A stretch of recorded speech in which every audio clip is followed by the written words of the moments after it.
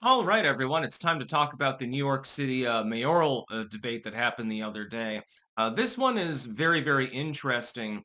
Cuomo really got the big shot in of the night with, basically just trying to encourage Mamdani over and over, and the moderators jumped in too to try to get him to answer even basic questions, which he eventually kind of answered. So there's that. And Sliwa was like, he's flabbergasted the whole time. He seems to be the sane man on stage. So Sliwa is like, he's sane, but he's doomed. There's no possibility of him winning. I really don't understand why he doesn't drop out and endorse Cuomo. At this point, it's a lost cause. Cuomo does have some support. He's not as sane as Sliwa, but at the very least, there's a semblance of sanity, like in the neoliberal sense. Hey, sometimes, you say something that's not totally off the rails. Mamdani is a communist, a literal communist. He's also a rich kid pretending to be from the working class, which I find very funny, and apparently has above 65% support among voters who are foreign born. This is not a surprise to me. It's very, very unfortunate, but it's not particularly surprising.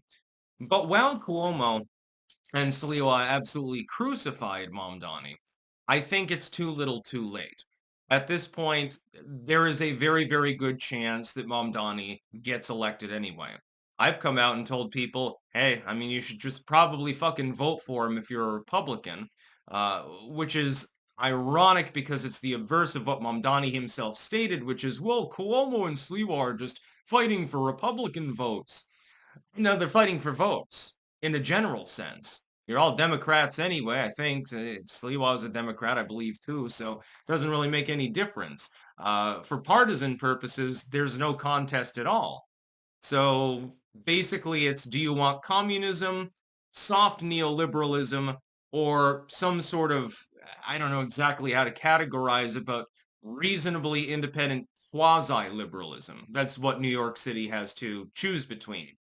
But Mamdani is definitely the worst by far of the three, which is why he's doing the best in a place like New York City, which is top heavy with leftist activity. And keep in mind, New York City is definitely not as far left as places on the West Coast. New York City gets a bad reputation. Now, you go to Portland and then get back to me. The fact is that despite Mamdani being humiliated, and he was, his fans won't care. Democratic partisans that have effectively given up and determined that he's inevitable won't care. And the legacy media, by and large, has circled wagons, even when Mamdani is incapable of basically answering their questions at all. We've seen this time and time again. Mamdani is asked, what's your opinion on this particular bill? Oh, I don't really have an opinion. When pressed over and over, eventually he usually says something like, well, I'll make my decision later. This sounds an awful lot like Obamacare, ironically. We have to pass the bill to find out what's in it. Well, I can tell you what's inside of Mamdani. One of two things is inside of this box. Box number one, Mamdani.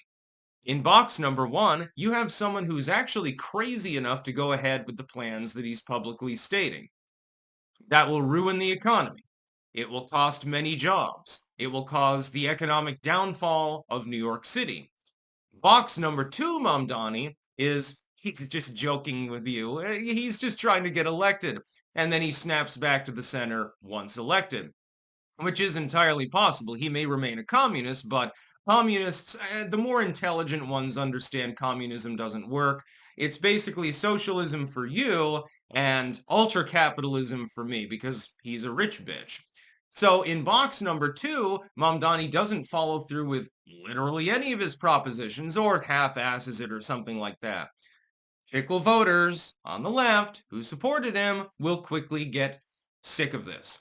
This has happened before. It even happens among with politicians who are actually attempting to do what they said they wanted to do. Look at Trump.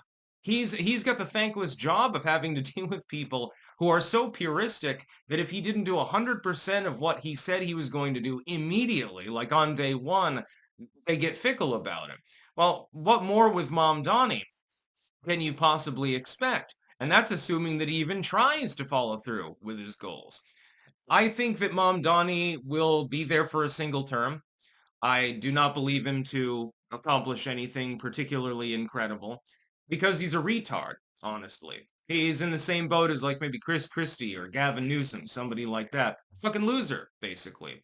But he will probably win the election. I don't think, based on what I saw from the debate portions that I watched, I don't really think that it moves the metric. The problem is so many people are already sort of locked in on who they want to vote for. And some people are like, well, Cuomo and Sliwa, one of them has to drop out in order for all the vote to consolidate.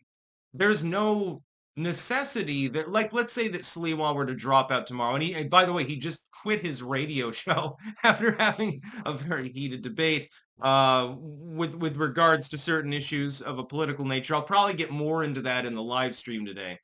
Because that's only tangentially related, but he stormed off his radio show, which is kind of funny. And here's the thing. If, let's say, he dropped out of the race, it doesn't necessitate that everyone that was going to support him votes for Cuomo. Some of them, they're backing this third place candidate because they hate Cuomo. In the end, they probably just don't vote for the most part.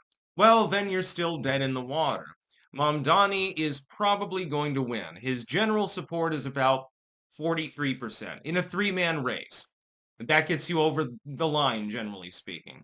Um, unless Cuomo pulls off a goddamn Hail Mary miracle or something at the 11th hour, I don't think anything can really change that.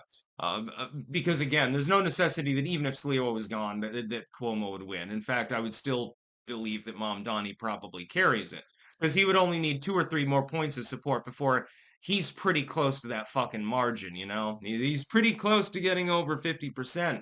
With foreign-born individuals, he's already way over that. Again, not a surprise. So trolling him is funny.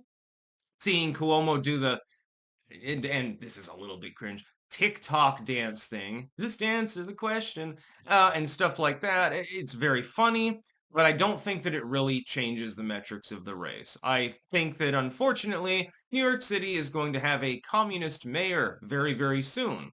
This is going to be harmful for the city, one way or the other. And by the way, his blitz, attempting to try to wine and dine the police unions and stuff like that, is one of the funniest things that I've seen in modern politics. Yeah, this communist will totally make sure that the police are doing their job and everything like that. I don't believe in defunding the police, even though, most of my party has been talking about this for years, before quietly, covering it up, actually. Very, very interesting times. Apparently, defund does not mean defund. It's very, very simplistic. That's about all. Peace out.